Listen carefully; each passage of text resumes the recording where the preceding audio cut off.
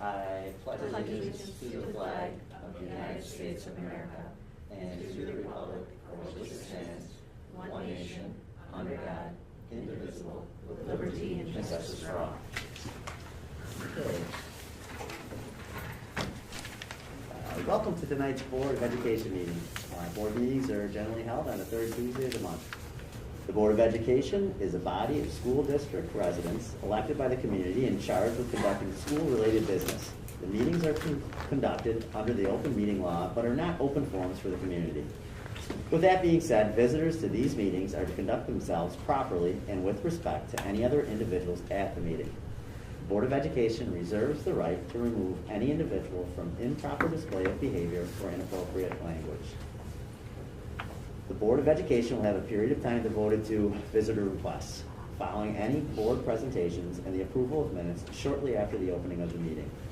Individuals wishing to address the board will be permitted to speak for up to 3 minutes. A total of 30 minutes may be allowed for public comment. If we do have anybody that wishes to speak tonight, we can go further into the rules, but I would like to say Pete, or not Pete, but Rob, we're live and ready to go. I forgot. But we have some presentations to have tonight, and I think we have SEI up first. Hello, everybody. So I'm just here to give you all an update on the capital project that's been going on. I'm sure you guys are all excited about it. It's been going on. So as a couple of you know that we walked through today on our tour, we're just wrapping up the guidance area, room 118 and 120. It's almost near completion. And I believe today there was furniture being moved in there today for the main office over here, so we can jump right into that this upcoming week. Tomorrow, I believe, and the rest of the week, everyone's going to be moving into that finished space temporarily while we move into that main office area starting next Monday when the school has it off. As many of you know, we demoed the ceiling here that's been out. We've taken advantage of some time to get some welding done, some structural work in there, reinforcing. And then continuing on with some minor improvements and some last remaining things in the elementary school, including that main entrance. I know the remaining employees moved into that main entrance. It's not functioning, not 100%, but it's functional, and people can go in and out and use that entrance. And we're still moving along and just getting everything done as the materials come in, and we're just going for it. So I think that's pretty much it. Some minor work getting done still in the bus garage. The reason it has been taking a little bit longer of time and some lagging is there's some sequence to a couple of the trades coming in, hitting this area, elementary school remaining working on the bus garage. Bus garage, a little more, hey, we need you in here to fill some time while we wait on a couple things for the week. But that, like I mentioned in the tour, should be wrapping up the next couple weeks as well. That's just a quick update on how the project's been going. So AJ, you mentioned over here yes. in this hallway yes. that you were going to probably divide that and put up some, fake walls so you guys can work behind the scenes in that main office. Correct. When do you expect that wall to go in? Because obviously, we have events still going on, to the end of next week and hopefully weeks after. So that wall should be going up next week. I believe the date they told us was Monday, Tuesday. They're going to be erecting that when the school's off. Okay. And that will allow us, when we get into that main office area, to keep working in there throughout the day while keeping the space separate from all the students that are able to walk through the halls. If there's any other questions, I can hope to answer for anybody. I think, the tour went fast tonight, and I think that that's a good thing. I think that means that a lot of the jobs are being completed.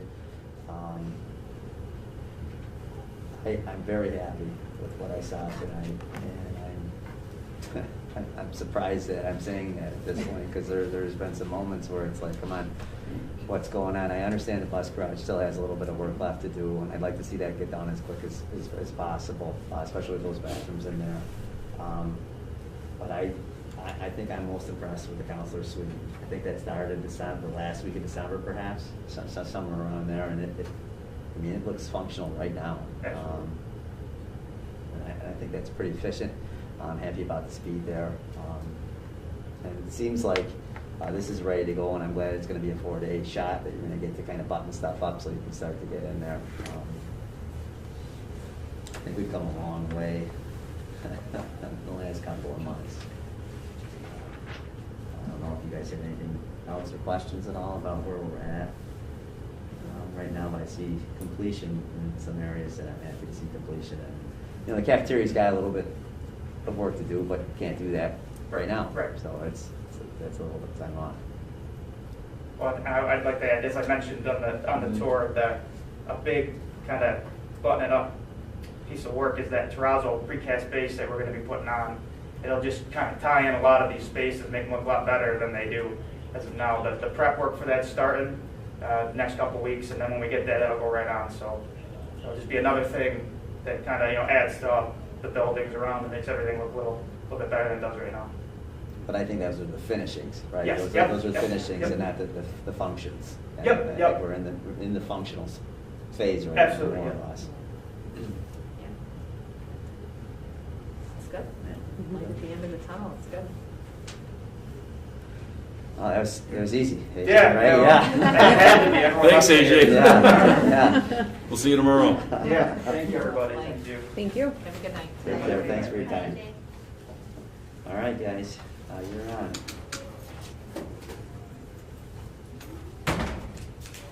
So we are going to each take a turn talking about some slides for you about our budget highlights for this budget season.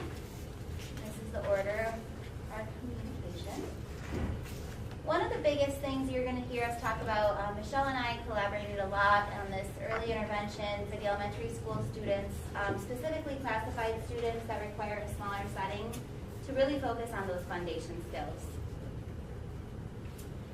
We tried to break down some data for you. If you look at this side here, from 2018 to 2020, the students A through C were in a co-teach classroom for kindergarten, for first grade, and for second grade. A co-teach classroom is going to have a gen ed teacher and a special ed teacher in the classroom together. Those students are working at grade level material for the majority of their programming, with some modifications as needed. What you notice here, we had students that were in emerging K, kindergarten, and not at first grade yet in those 3 grade bands. This data is one of the reasons that drove the development of our self-contained or special class for 3rd, 4th, and 5th grade students. This side of the chart is going to represent the same students once they went into that classroom for the 12-on-1 for 3rd, 4th, and 5th grade. And you can see when they got to this special class, their iReady data jumped up tremendously. And they are now working at the end of this school year, the 2021 school year, at 3rd grade. What that allowed us to do, those students weren't being forced into the classroom to maintain grade level curriculum as a 4th grader being exposed to all of the 4th grade curriculum. They were able to work in a special class with an aide and sometimes a TA and a literacy specialist pushing in, and really worked on those gaps. What skills were missing, what was lacking, what was that roadblock from that growth? And we were able to achieve growth. So what Lynn, Matt, and I did this year was we started to talk about students that are classified, what we're thinking for next year, just to get some idea of programming for the upcoming year and what the needs would be. So Lynn and I talked about the 12-on-1 that was in the 3rd, 4th, and 5th grade level and looked at the data to see that growth. Looking at that, as an educator, you see a student from kindergarten, 1st, and 2nd grade trying to keep up with that content and rigor as it's getting harder and more abstract as they're moving through each grade level, but staying at this ability to achieve. So they're working at a kindergarten level, trying to succeed at the 2nd grade level. So what we see now is students D, E, and F who are currently in 2nd grade, still at this level, who would be going into 3rd grade next year, that are showing the exact same trends to the other students. Looking at that, we talked about the 1st, 2nd, and 3rd grade level of a self-contained class being the special education teacher with up to 12 students in the class, working on those foundational skills, which would then eventually gaps would be closed sooner, work on foundational skills, and then long-term, moving up into middle and high school, less support's needed because we close that gap sooner and really were able to target those foundational reading and math skills to translate into the higher grade bands. So projection for next year would be the 12-1-1 for grades 1 through 3. Expecting about 9 students that would be eligible for that type of programming. We would have about 3 first graders, 2 second graders, and 4 third graders. And then continuing with our grades 3 through 5, 12-1-1 self-contained, with the 1 fourth grader and 8 fifth graders. That we would, like I said, continue to work at their grade level and start to close that gap and work them up to their grade level to potentially be in that integrated co-teach consultant teaching for high school and middle school. In the special education department, as I started at the end of October, some things that we've been working on that we are going to keep in place, but also some things that we have added and looking to implement in the upcoming school year. So we've outlined a referral process that's more clear for teachers to look at, so when they need to make a referral, what steps are going to be taken. We've updated our UPK screener to a different test. We were using the Dial 4 and now we've ordered the bands. And then we also updated our intelligence and achievement testing protocols that we're using when we're evaluating the students as well. We are adding, and actually teachers had training at the elementary level today. March 1st, middle and high school teachers will have training on a universal social emotional screener.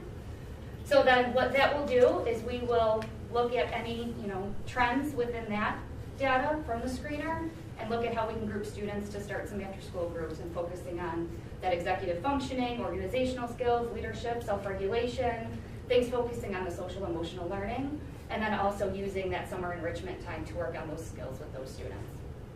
The creation of the 12-1-1, continuing the summer enrichment program for special education students who may not be eligible for the BOCES program or something similar to that, but bringing them in for part of the day to continue to work on those skills so that they don't regress as much over the summer.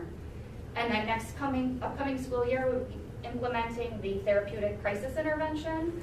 TCI, it will be training teachers on how to set up our environment proactively, how to positively respond to students when they are in crisis or having a difficult time self-regulating within the environment, but then also working with that student to talk through those situations and how to return to the classroom and be more aware of the triggers and how to respond more positively in those situations so the likelihood of any crisis decreases.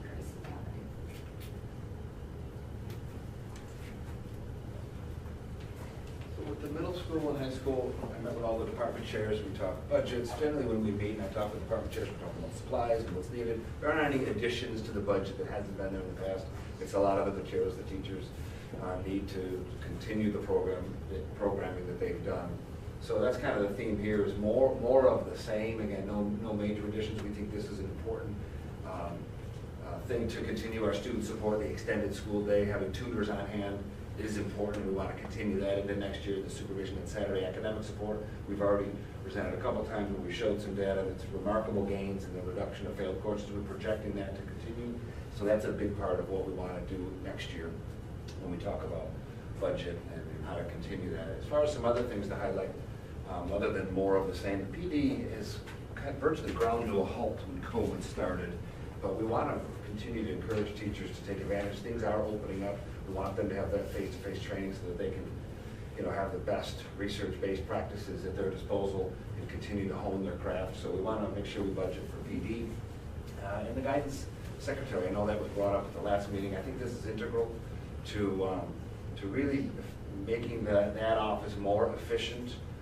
We are asking our counselors to do more and more. The state is not asking, it's telling us that these SEL needs have to be met for our students. So we're talking about screeners and how we measure student data and who sifts through that. Ultimately, our counselors are going to play an important role on that. They could use some help with the clerical aspect of that day-to-day jobs, transcripts and whatnot, to make that office run more efficiently.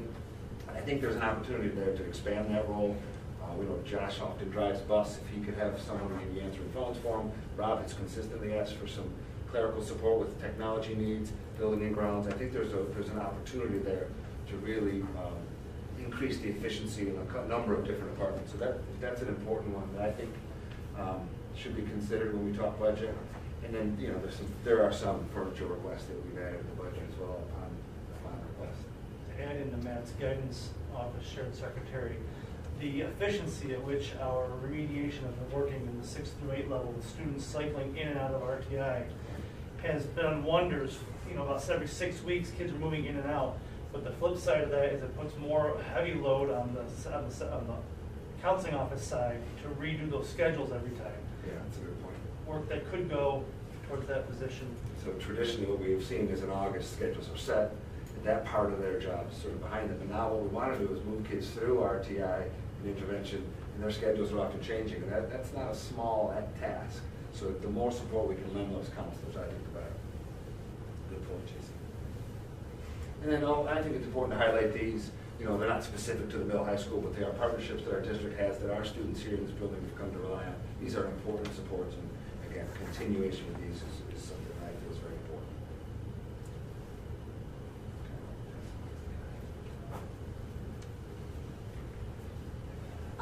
Curriculum instruction assessment.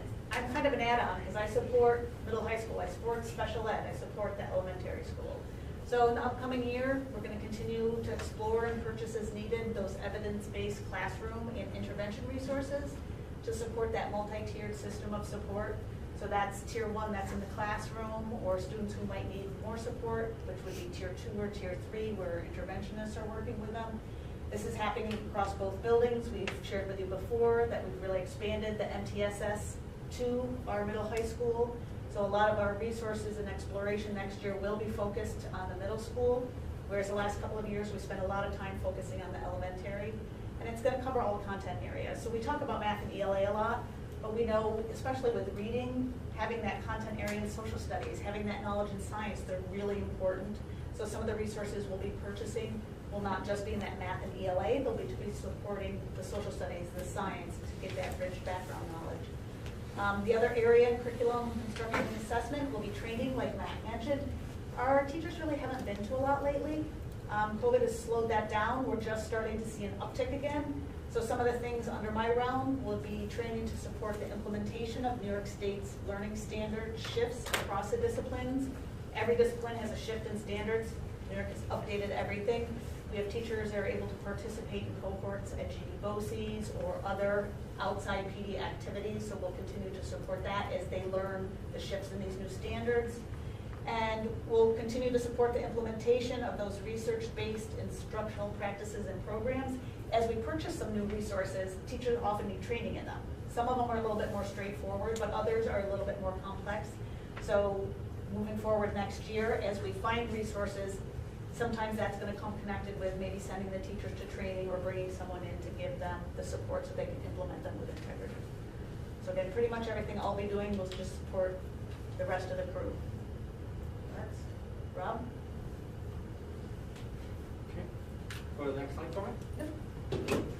All right, so for technology, a couple of bullet points here for you. The first one we're talking about is the annual Chromebook refresh. Glad to say that because of the emergency connectivity funding, some E-rate funding, we were reimbursed this year to help us catch up for the 2 years that we did not do our annual Chromebook refresh. So we're getting back on track. In fact, I was just wrapping up the kindergarten class today. They're going to be getting the next batch of new Chromebooks in there.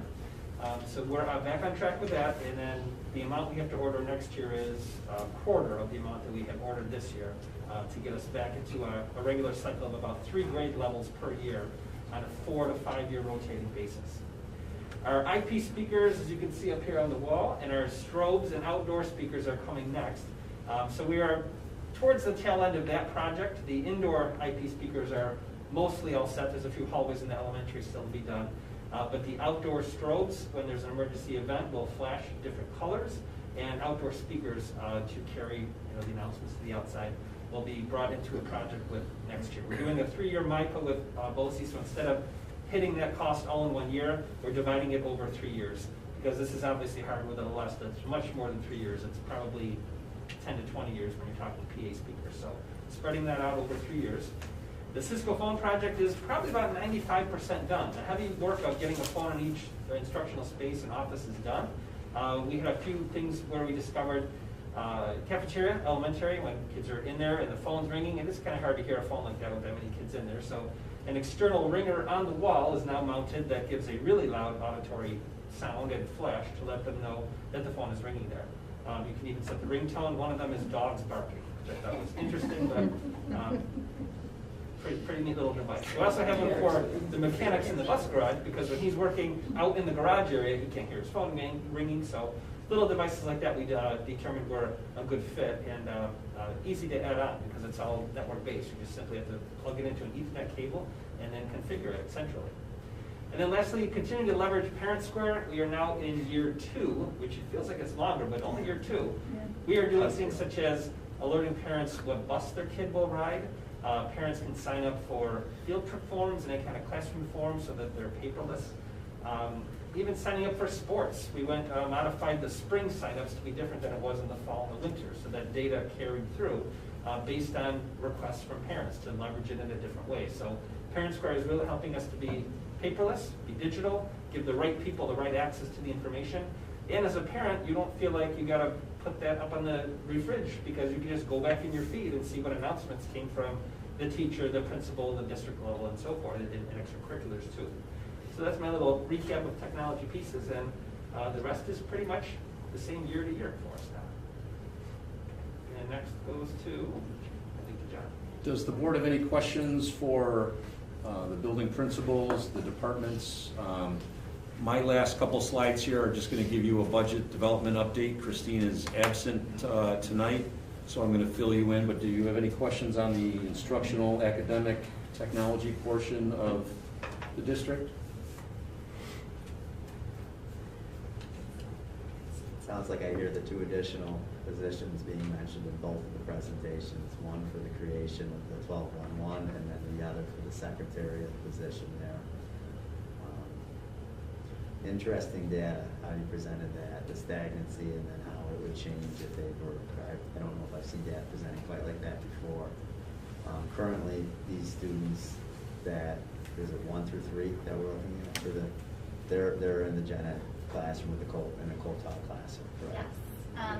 We actually met with one of the co-teach special ed teachers today. She was explaining to us how one of the programs that we use for her kiddos is a countdown. It's a much slower paced program than your foundations and any of the modules or any of those ELA standards. She's in 2nd grade and she's finally getting through that, but countdown is a kindergarten's development. So they just need so much more time. That current group I mentioned last month, they have like 100 minutes of resource room because we're trying to give them the time in their schedule to work at their own pace. A lot of it is their own pace. I don't know if you want to add in, but jump in. Yeah, I think it's just the services they're receiving right now are so extreme, and we're still seeing that plateau in progress, while we're trying to still then give them, the information of the 2nd grade content. So, I think we're doing everything we can. We've exhausted all those resources at this age, taking the next step back to that special class and really honing in and targeting on things, but then starting sooner, so by the time they are at 5th grade, they have learned how to compensate for any sort of deficits they may have or needs they may have within the classroom and advocate for themselves so that they can be more successful long term. That'd be the hope, right? That would be the hope, and not necessarily the reality, necessarily. We do have a couple kids right now in that 3rd, 4th, 5th grade special class that they are starting to push into. We have one student that goes into ELA. It's a 40-minute block. They go for 20 minutes at the start of the year. They're building up the stamina, and we're kind of just seeing what skills can she do there. Or another little honey is working on some math and is really picking up on some units. So we are talking about, does this little guy need to go back into a 4th grade co-teach position? So we do have that flexibility and that really to support and drive what the student's need is at that time. And as they come up into middle school too, we're able to design our middle school schedule to account for them to be able to come out of a self-contained into a push-in model for even just one subject if it's possible. So model that they're going to is allowing the flexibility for us to keep kids in more classes in the middle school as well.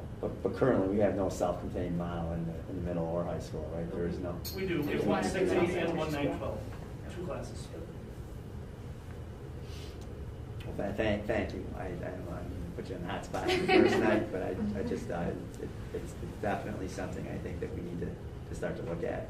And these aren't gaps. They're true disabilities that need to be addressed. And I think a lot of people are looking at it as well.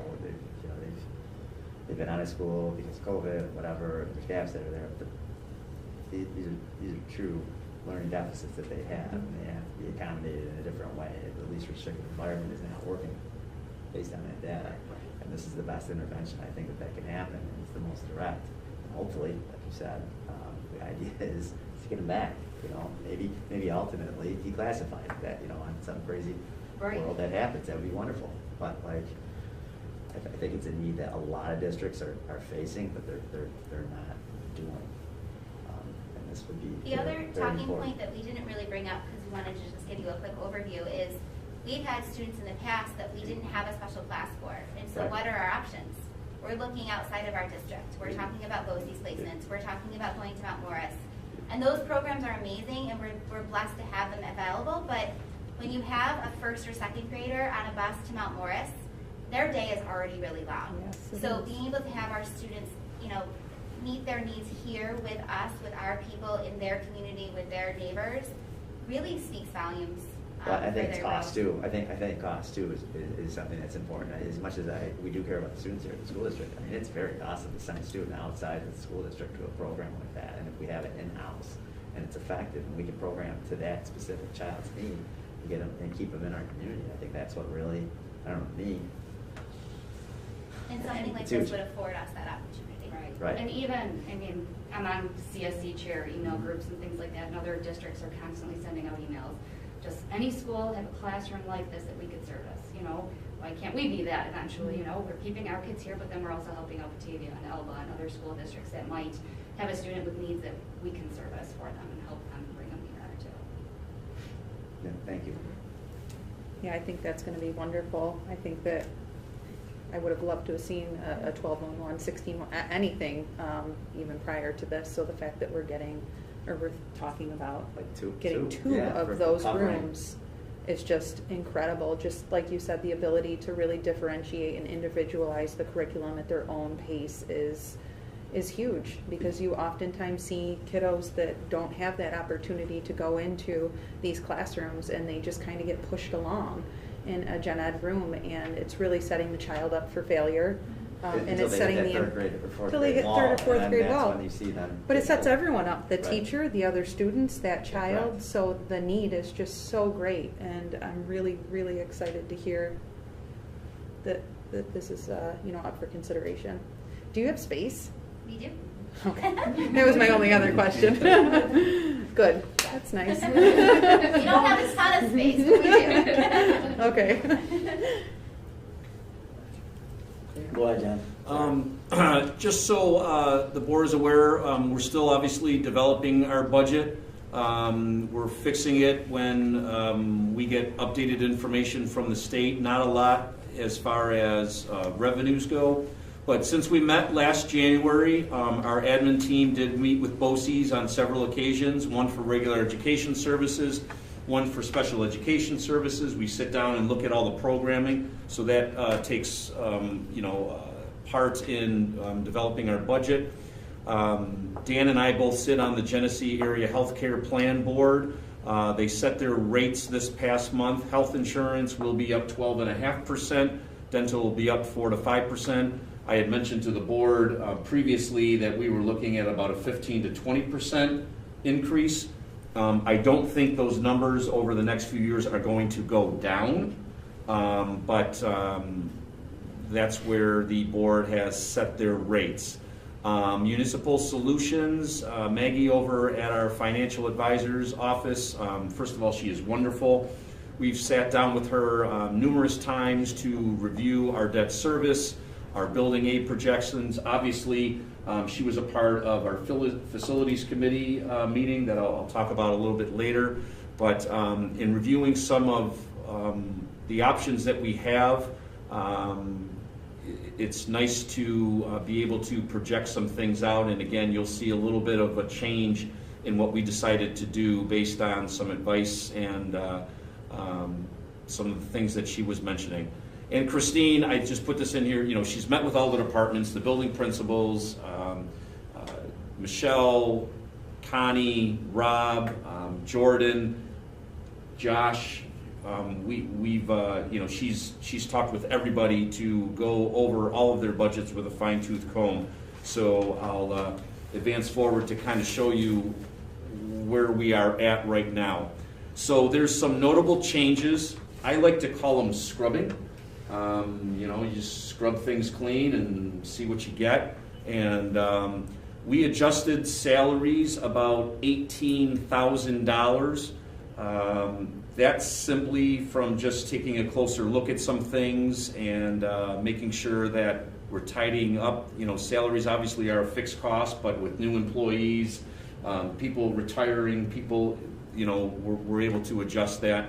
The benefits, this is mostly the health insurance. We decreased that allotment because we were projecting 15 to 20%, and now we're at 12.5%.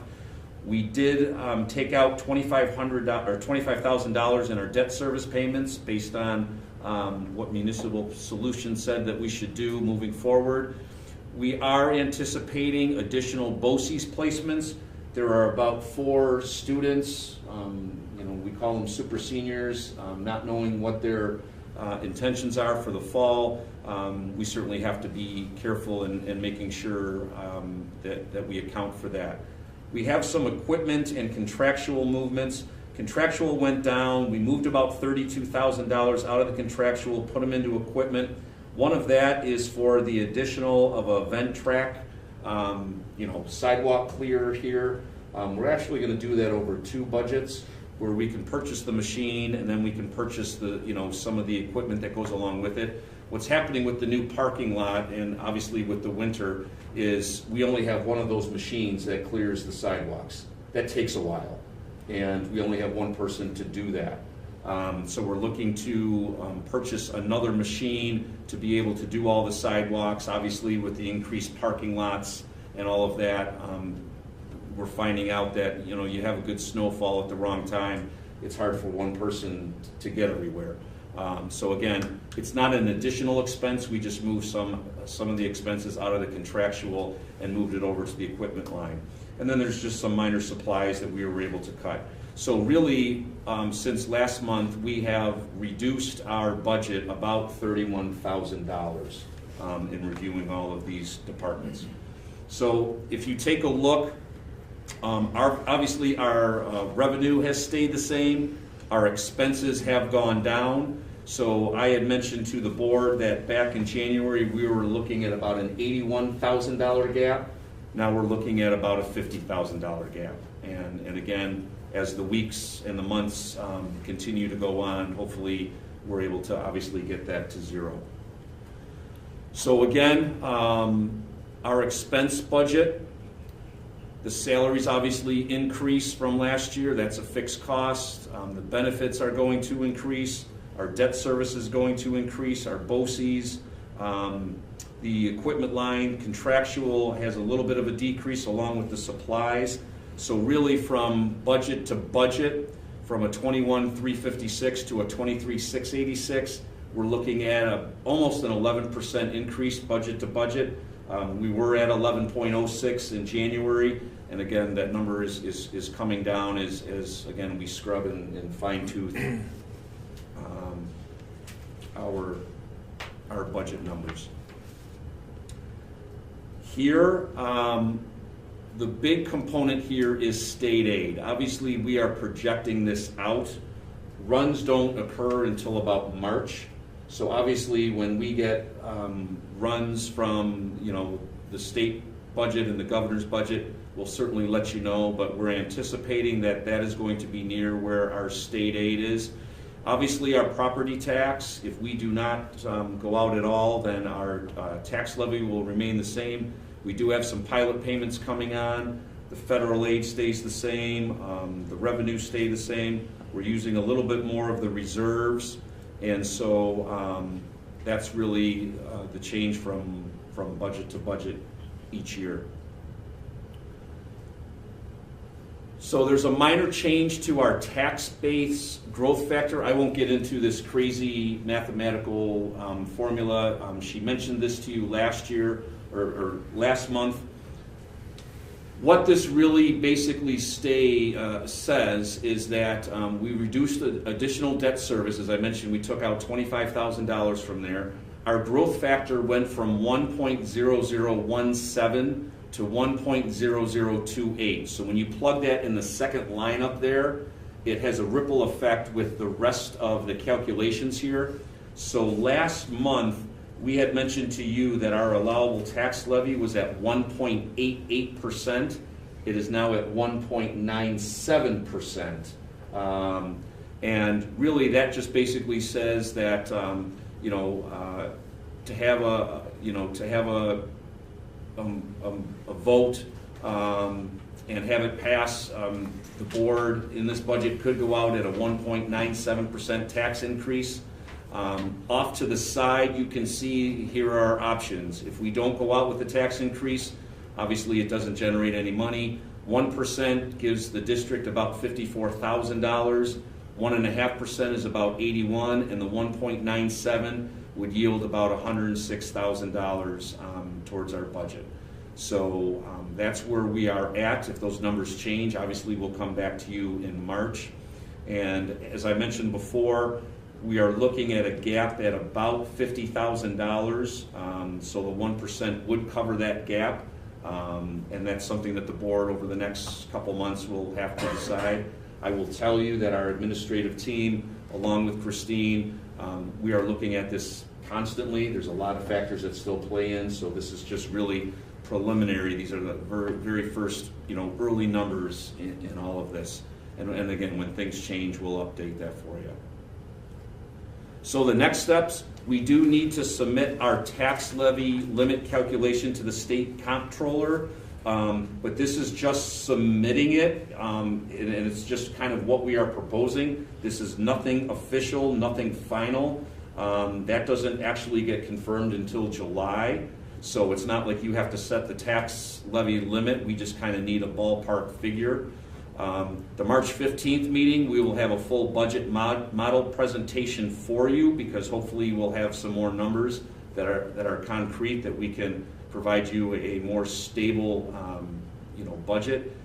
April 1st is when the legislative budget is released, and then April 19th, obviously, we'll have a final budget presentation. That is also the meeting that you do approve the budget for next year.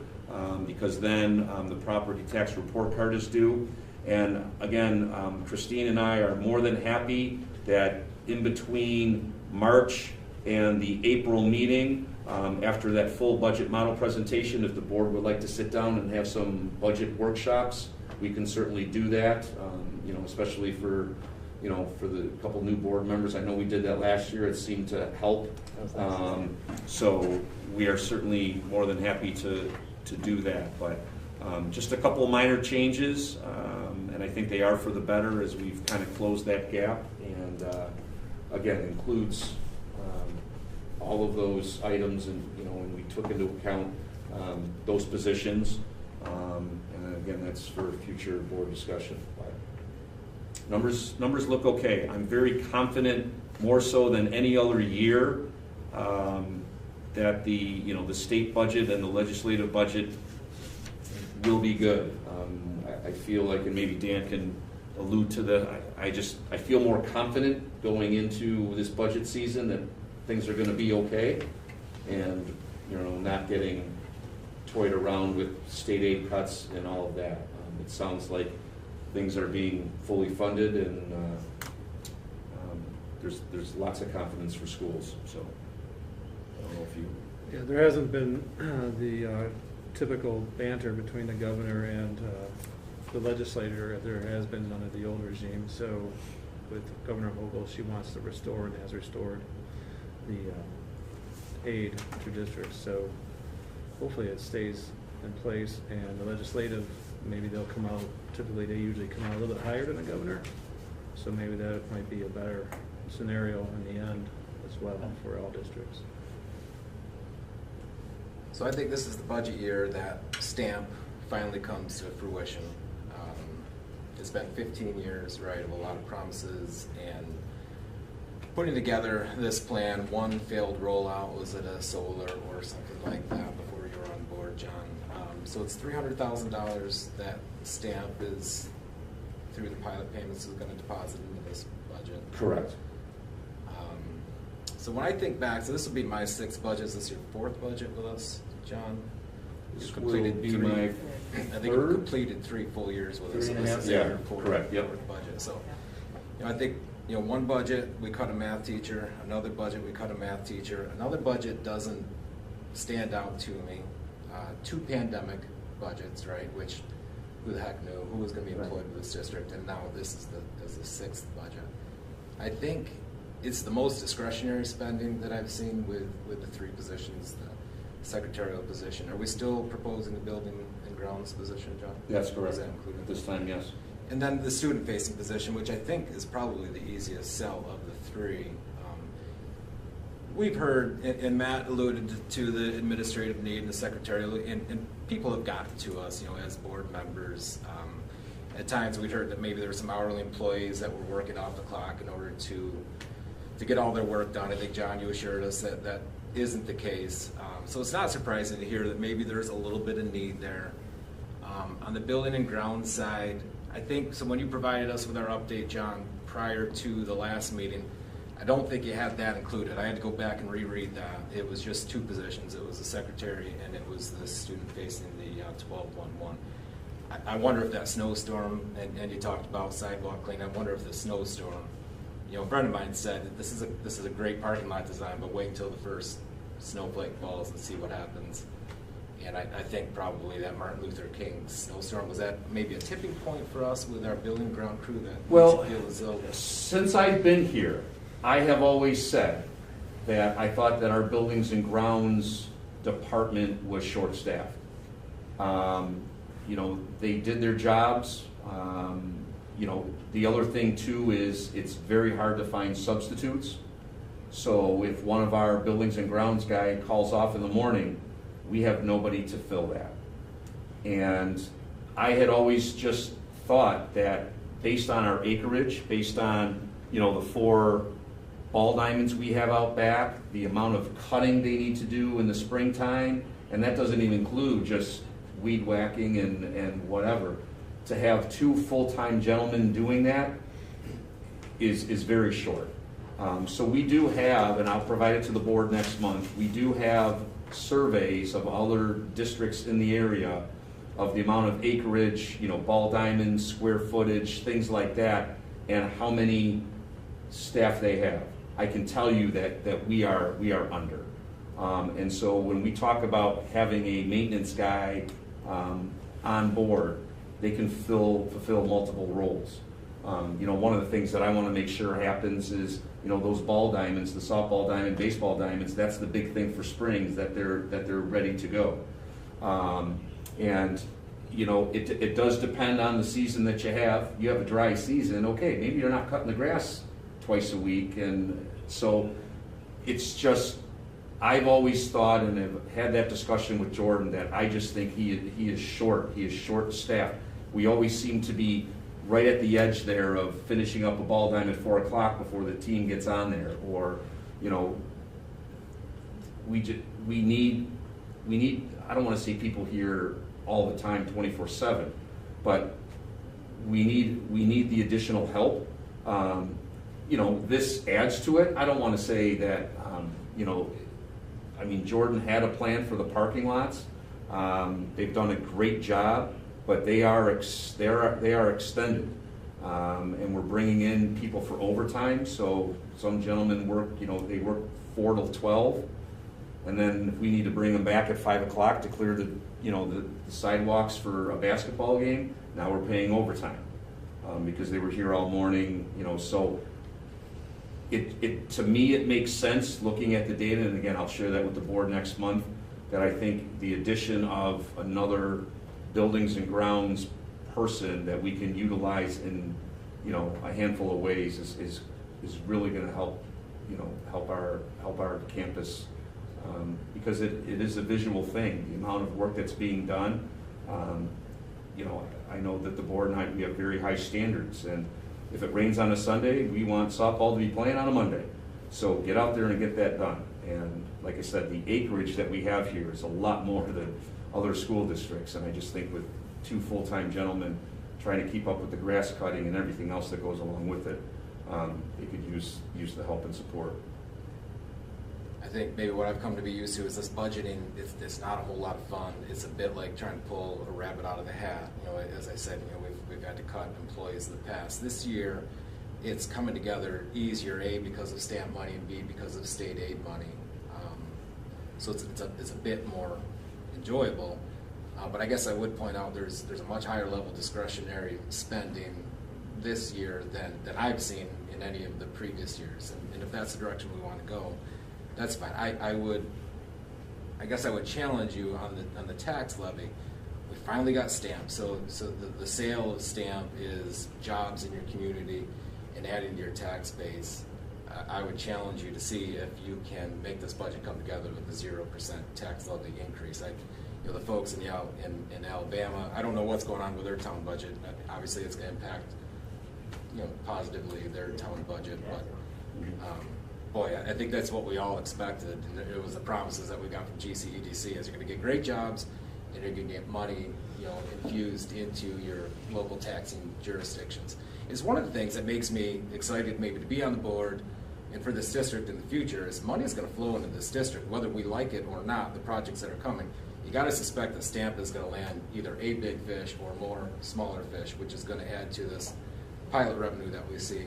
And then also we talked about the solar projects, and you texted me the next day because the solar project that I asked you about was in the Batavia the next day that they had gotten to the next step. So there's the Alabama project that Christine alluded to, and then the project that is north of us here that I was talking about. There's going to be a lot of money flowing in this district. There certainly is a potential for a lot of money to be flowing in this district. So, you know, as a board, strategic plan, right? So you can all shoot me when we're walking into here, right, to develop a strategic plan, because that doesn't sound like a whole lot of fun. But maybe, no, but it's maybe something that's to really start to consider. Right? Maybe that's this year's board retreat, because, as I say, usually this budgeting is so inflation, right? We're all talking about inflation these days, but inflation was occurring for the last 5 to 10 years because we talk about the contract for teacher labor budgets, so inflation, and we're going to see even higher levels of inflation now. So it's only going to get tougher. But if we have these new revenues coming in,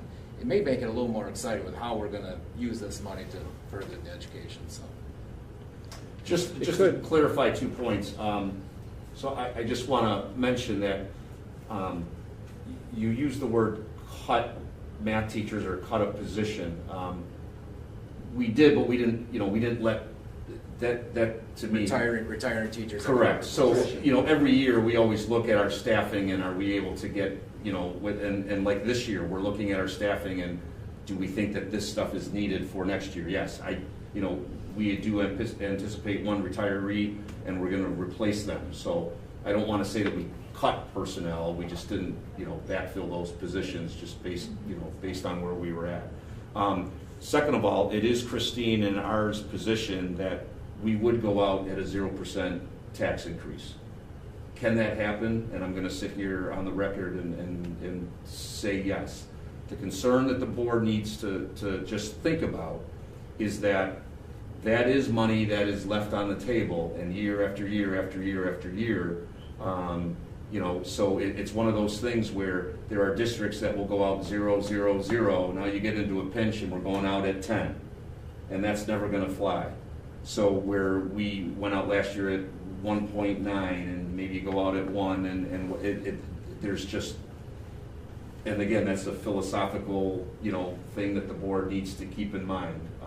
I think the money left on the table concept, and I fully understand what you're saying. It's the unintended consequence of the tax cap levy limit, right? Where we need the supermajority to get over, you know, maybe we face a year where it's 0.5% and we need 1.5, not a crazy number, but we need a number that requires a supermajority.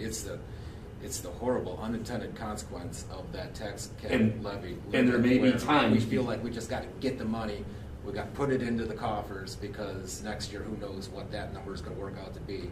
We might not need it this year, but we might need it next year. It's just, And the concern with the pilot agreements, and sometimes we do those educational contribution agreements, the pilots do go on your tax rolls, but there's a point where that almost kind of has a negative effect, where you can't, like you had said, all of a sudden, our tax levy's minus 2%.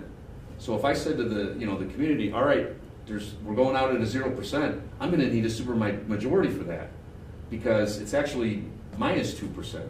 So those are the types of things you kind of want to stay out of. it's hard to do, but you're talking 5 or 10 years from now, and you got to say, well, do you remember the 2022, 2023 tax year when we went out to 0%? Now this pilot money is coming off the books. We didn't take that $50,000 for the last 10 years, $500,000, but now we need it because this pilot money is coming off the books. So I get, taxpayers aren't going to want to hear about 10 years ago. But again, it's unintended consequences of state legislation. It's a great point. I mean, when you say leave the money on the table, you're lowering your base that you can apply that percentage against, right?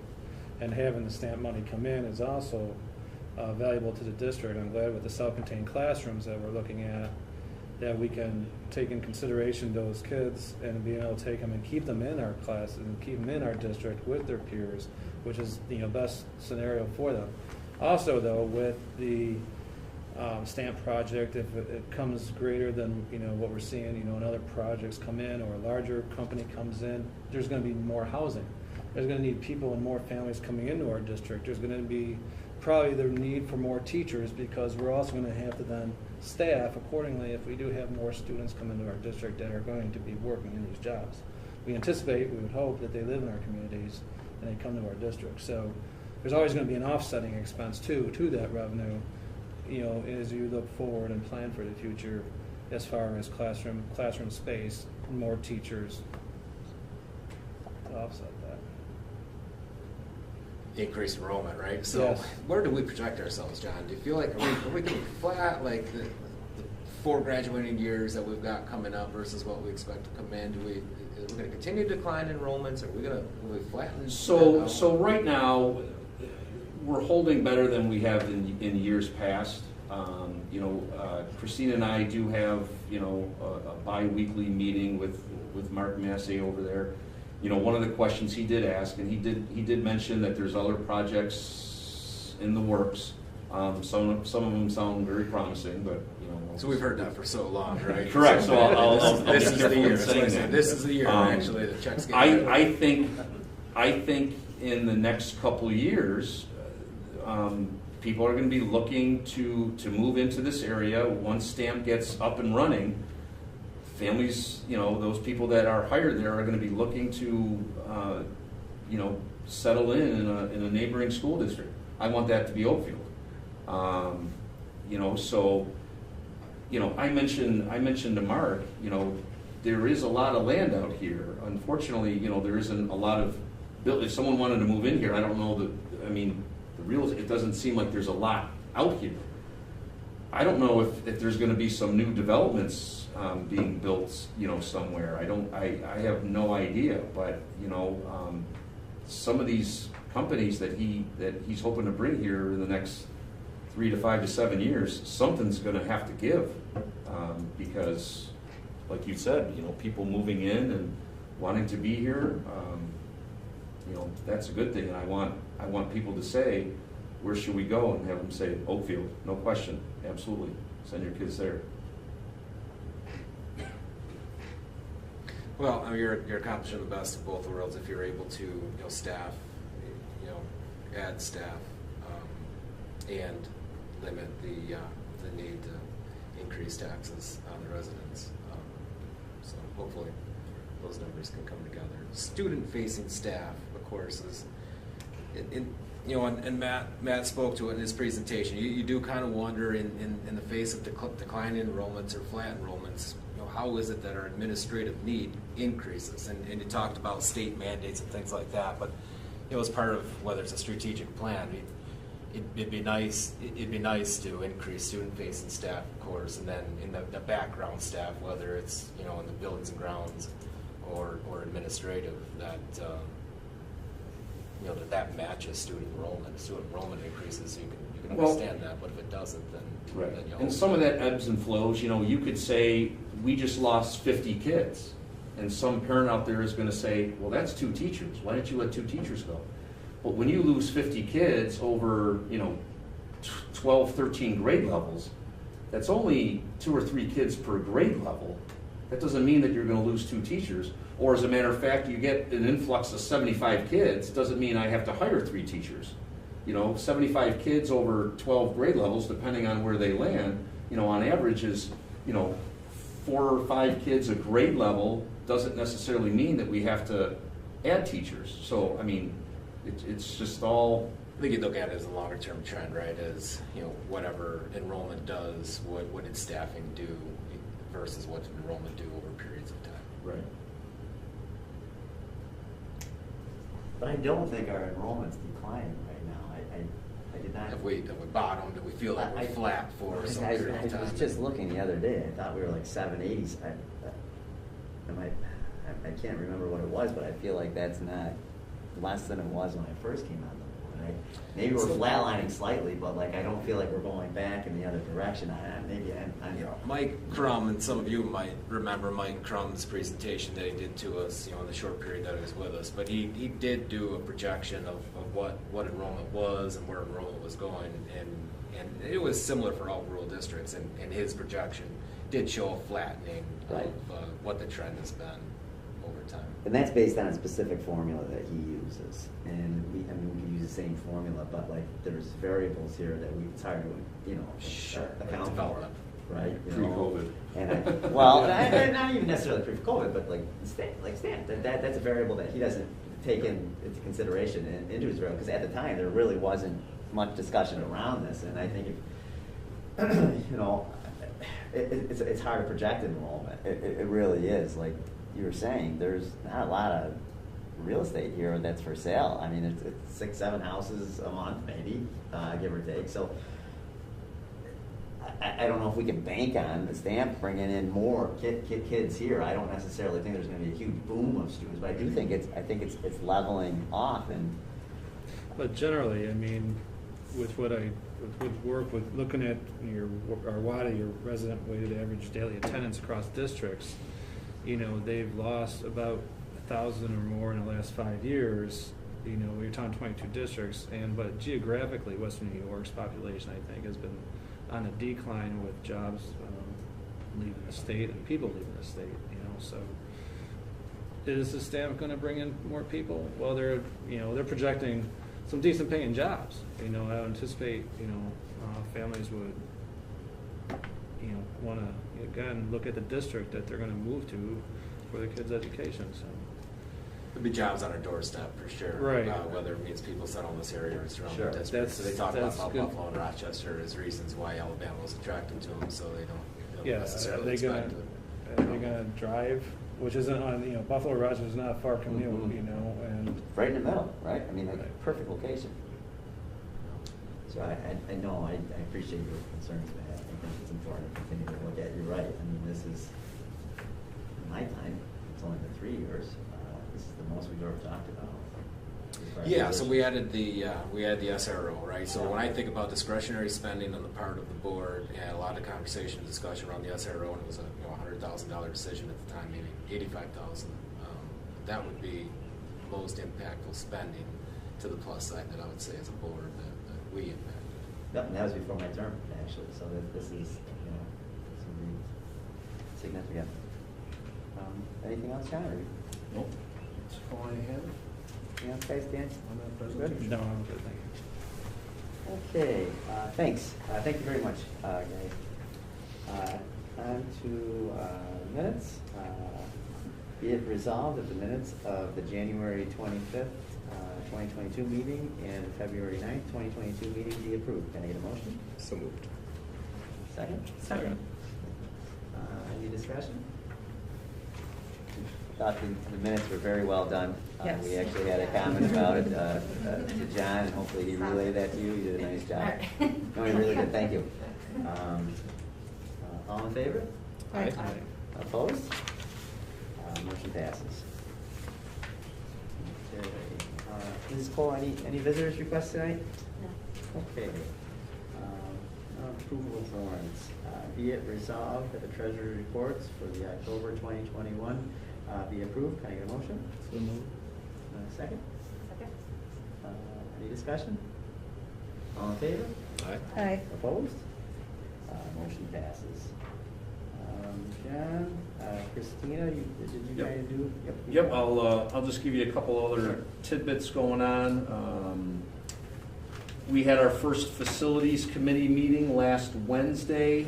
I'm so excited for this group. A great group of people that are involved, all the way from, Jordan, Christine, myself, the 3 board members, teachers, the AD, parents, admin, financial advisors, SEI Design Group. I really think that the committee is very well-rounded. There's going to be a lot of great discussions.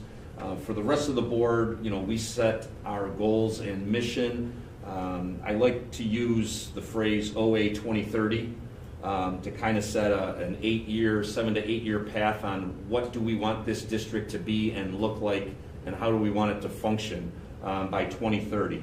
And that meeting last Wednesday was really just to give everybody a baseline idea of the capital project work that is going on, what the capital project work is going to continue over the next 6 months or so, and then basically we're going to take a look at the priority items of what needs to be done next. And then we also kind of dove into a lot of financial stuff, so people had some sort of background on maybe some of the roadblocks or some of the things that we can do.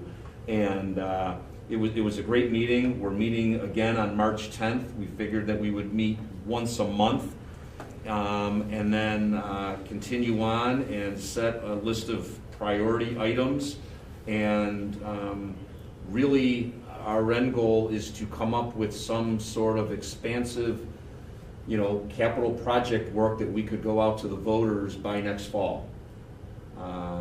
We're able to do that. That will depend on the amount of monies that we could secure in our capital reserve. There's some other items going on, but this facilities committee will be one that'll be charged with prioritizing items and looking at where we need the work to be done.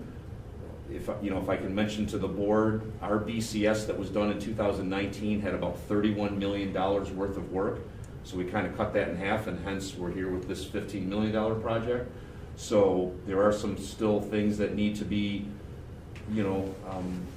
worked on and constructed, and this is what we're going to do. We're going to, set the path and make those decisions, and finally come to the Board of Education with the plan, and hopefully by that time it'll be next fall, and we can go out with another capital project and be able to continue to enhance our campus here, whether again that be classroom, academics,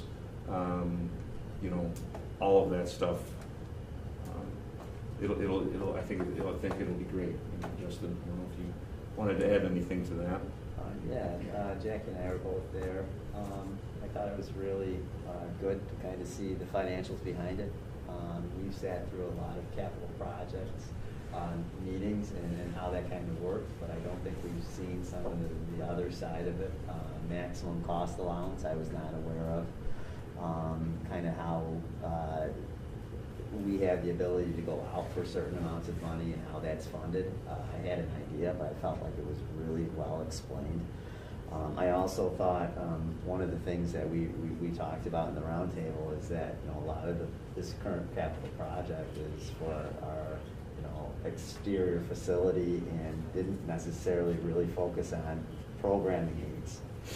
And I really think that we need to turn an eye towards the classroom and match what the new learning standards are to the environment.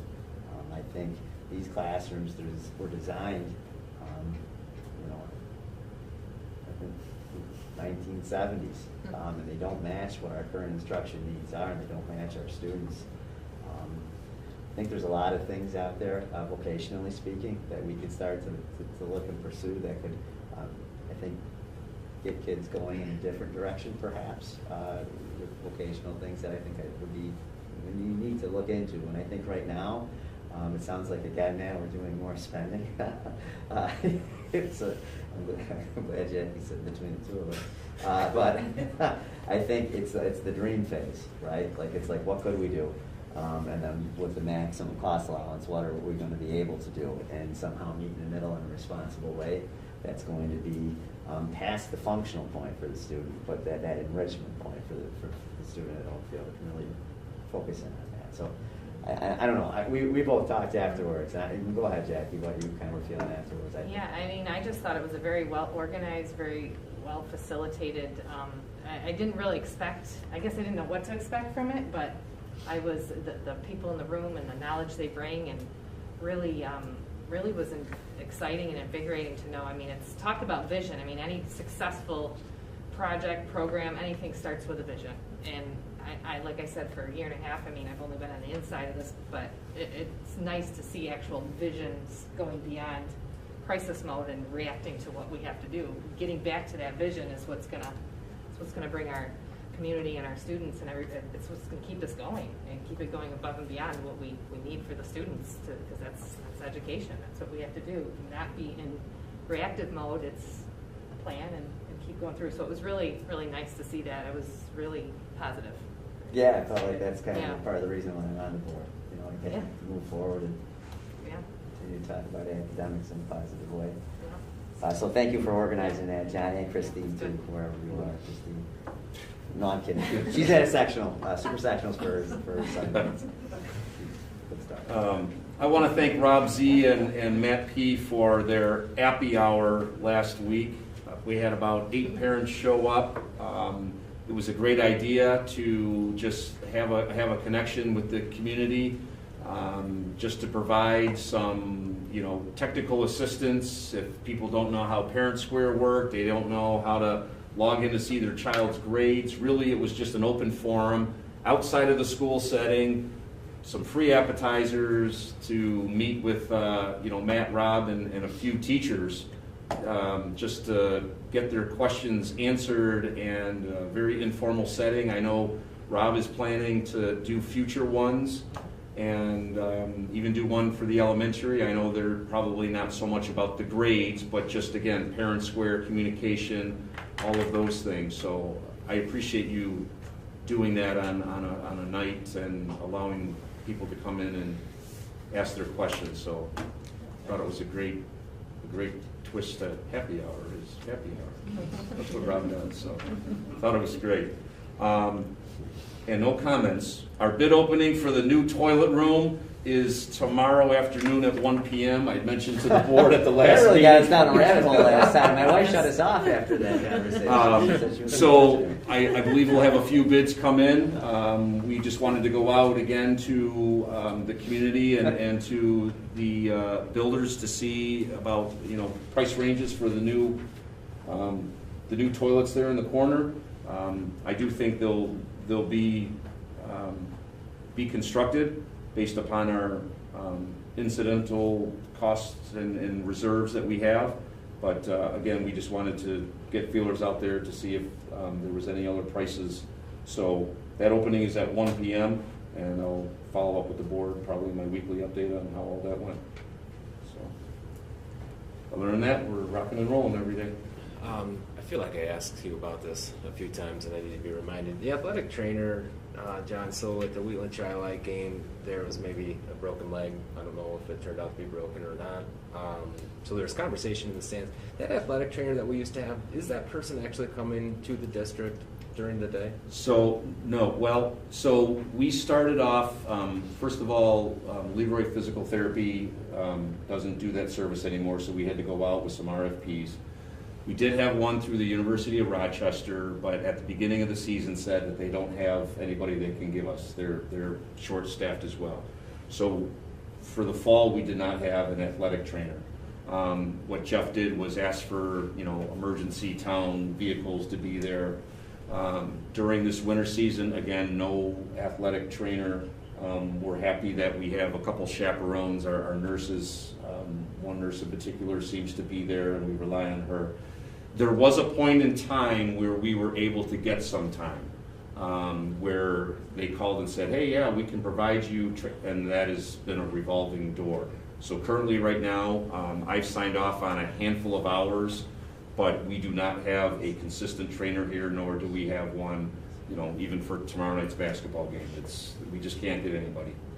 Yeah, I think maybe just some confusion, some conjecture was that it was just the evening hours that was the issue, and that we were able to get it during the day, but we're not seeing anybody. We're not seeing anybody consistent here, no. They were here for a handful of weeks. When they reached out to Jeff and said, hey, we got somebody, we're okay, send them on over. But there's nobody consistent. Yeah, okay. Yep. Did you hear how that turned out? You probably didn't. No, I didn't. The district, yeah. Okay. That's all I have, Jeff. Lynn did a great job, though. She ran out there on the court and helped the boy. Yeah. No, I don't think it was necessarily broken. We were thinking more of a sprain. But again, Kathy and I felt that if the family wanted to take him to the emergency room, we were going to do our best to get him into that car. Yeah, it was something probably I took for granted that we always had it here. I was at nephew's basketball game at Geneseo, and an injury occurred, and it was a mother and it was the coach trying to coach at the same time as he was trying to doctor, this student that was hurt and not real far away from where play was occurring. So, and we really had someone here for a very long, Mr. McGaughy, going back. Yeah, and the one that we had before. Yeah, he is still here, but he was in a different capacity. Okay, on to new business. Be it approved that the attached listing of CSE placements be approved. Can I get a motion? So moved. Second? Any discussion? All in favor? Aye. Opposed? Motion passes. Okay, on to 7.2, it's the acceptance of swim team donations. Be it resolved, the Board of Education accepts the following donations for the swim team. $800 from an anonymous donor to go towards new top 10 boards for both girls and boys times. The second item is $1,100 from the parents of the varsity swim team to be used for team apparel, senior banners, and any other incidental costs of team activities. And the third item is $500 from an anonymous donor for 2 varsity swim team members to become lifeguard certified. Can I get a motion? So moved. Second? Second. Any discussion? Thank you for the Thank you. donations. Yeah. Thank you. For the donation. Yes, yeah, he's very generous. All in favor? Aye. Opposed? Okay, motion carries. Problem is, 2 of those 3 we can't write thank you notes because we don't know who they came from. Well, it makes our job that much easier. Yeah. Don't thank you. Yes, thank you. Yes, yeah. On to communications. Mrs. Cole, do we have any communications tonight? Do not. Okay, thank you. Okay, roundtable discussion. We have here for discussion the instructional calendar, and I think we had that discussion last board meeting, and I think Yeah, I presented, I didn't hear anything from any board member. I did confirm that the Genesee Valley BOCES does have their spring break, their Easter break the same week we do, 3 through the 7th. They're also giving off the 10th because they had an extra day. And again, just some minor changes with some superintendent conference days, but nothing earth-shattering, and I didn't hear from anybody, so it's presented for you tonight. Okay, so I think we're prepared to take a vote on that? Is that what I'm hearing? Yeah, good. Okay, be it resolved that the 2022, 2023 instructional calendar be approved. Can I get a motion? So moved. Second? Second. Any discussion? All in favor? Aye. Opposed? Motion passes. Okay, on to personnel. Be it resolved that items 10.2 through 10.6 be approved by consent agenda. Any motion? So moved. second? Second. Discussion? I do have a quick couple of notes here that I want to pull out of this for a few of the items. One is congratulations on the maternity leave, Mrs. Sadowski, so good luck. That's a big endeavor. And then the Lego Club advisor here for Mr. McNutt. I am very happy that he is going to be continuing on with this and supporting those kids in Lego League. It takes a lot of time, and I think it's really worth it. Those are some future engineers out there. And then finally, Mrs. Bookmiller for our DC trip advisor. I think she has done a tremendous job for a very, very, very long time. And I think this is well deserved. This stipend here for her. So congratulations to all those people. Thank you for your continued effort to really connect and organize things for our students at Oakfield-Alabama. I'll have to apologize to the board. Wendy brought it to my attention that back in November, the board had approved stipends for these positions, yes. and rightfully so. But then we realized that we didn't actually approve them as advisors. So thank you, Wendy, for bringing that to my attention. So that's Thank you, Bernie, for asking why she hasn't gotten paperwork. Thank you, she Brandy. wondered why she didn't get paperwork as being the advisor. So we went back to board meeting and said, geez, we approved this stipend, but not the actual advisors. So they've been doing this all year and continue. No, yeah, we'll blame it on Maria. I'll take that one. Still, I really do appreciate what they do, and I don't know if we expressed that when we did approve it the last time, but I really am very thankful for these people here. So, can I get a motion? Sir, I got it. All in favor? Aye. Aye. Opposed? Motion passes. I don't believe we're entering into executive session tonight. Time for closing remarks. Dan, all you, Dan. Actually, all set, and thank you. Maria?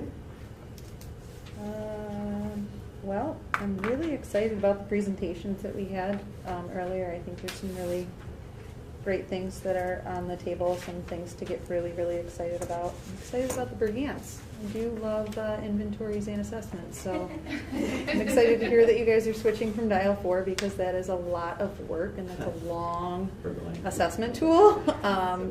So I'm excited about that. So I know a lot of people don't get excited about those things, but I do. So great job. Thanks,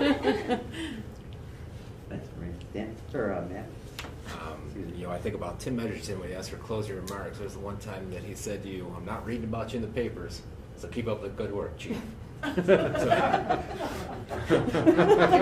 rings in my ears when I hear closing remarks. So I'm not reading about you in the papers, John, so keep up the good work. That's all I know. That's all you got. Will Carla have that written in minutes for us? Yeah, I'm as totally written? putting that. Thank you. See, that's what I'm talking about. Robust. I like it. I like these. Good deal, good deal. Yeah, I mean, there's been a lot of, like I said, I learned something new every time I interact with everybody. I feel like I've had a lot of interactions recently with this being up at the school a lot for various things, but that's what actually makes me really excited. We got sporting events. We attended solo festivals recently. We have concerts going on. We have father-daughter dances. Like, that's some pretty big stuff. Like, we have not had that stuff in a year and a half, almost 2 years. So for me to think back about, some of the things we've lost out on, or the students have, or the community, I'm pretty grateful for where we are. And as much as the frustrations around us continue, whether you're one side of the fence or another, I'm trying really hard every day to reframe my mind and my mindset about where we're at, because we're a lot further along than we were. And I'm grateful for that. Our kids are in school, they're learning, and we're talking about vision, and I love vision, I love that stuff, so I'm excited, and that's kind of all I got. So, Thanks. moving forward. Thanks, Jackie. Yeah. For me, I think it's the idea of masks right now, and I think that is something we have to address before we close this meeting tonight. I ask our community members, please put this into perspective. We have fought hard as a school and a board to keep this institution open. And we did it. We did it. We were successful. Masks on. We're coming to the end of this. And the want and the need to take these masks off is there. It's there for all of us. I am tired of wearing this mask. But that being said, now is not the time to pull your student out of school because they still are being asked to wear a mask. This is not something that's coming from our district, it's coming from the state of New York. And we will follow this until the time changes. And we're very close. I respect, I care, I love for the members in this district, and I always will. But please, please send your student to school. You wanted it. You got it. Keep them coming. It's a disservice not to send your child here. And it's the wrong message. This will be over soon. And when it is, we will sit here and you will see my ugly face and you'll say, why in the world did we ever want masks to come off? It's just gonna be a choice, though, right? You don't have to take it. I don't. You guys can actually Leave it vote. on you. I believe in Rest of us can parliamentary. be Yeah, if you guys want to vote me to keep my mask on, that's all right. I might even shave for a change. So please, I really, with all due respect, I understand where people are coming from. I do not want to wear this mask any longer either. I believe that most of our students have already had COVID, and it's very hard to run the logic. You know, you're at dinner at a restaurant and there's no mask there, but then you have to come to school and wear one. That's just what we have to do right now. And you can be frustrated with us as a board. Please don't take it out on your children. Send them to classrooms because we're here and we want to teach them and we want them to continue to be better than the rest of the school districts in Genesee County and Western New York. So with that being said, I'd like to call the meeting to a close at 7:22. And please go home, relax. I know yesterday was probably a very intense day for all of you. It's a day of passion. You need to have it over, right? It's done. St. Patrick's Day is today. Patrick's Day. What's that? St. Patrick's Day? St. Patrick's Day. The shillelagh, right? That's the big goodness. gift. No? No, I don't know what that is, but. Wait, it's a little stick. It's a little stick the leprechaun holds. Oh, I think you're making words up. So moved. I'll second that, Carla. Second. All right, and so it's adjourned. There we go. Thank you.